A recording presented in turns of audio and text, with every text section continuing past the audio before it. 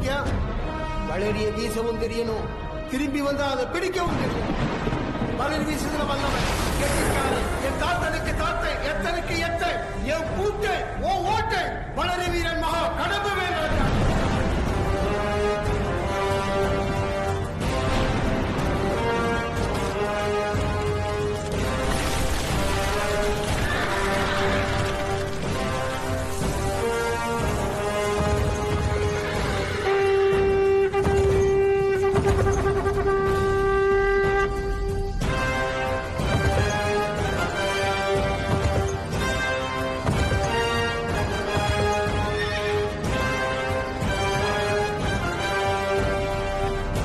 பதினாலாம் நூற்றாண்டின் இடைப்பட்ட காலம், எந்த அந்நியர்களும் நுழையாத சமயம்.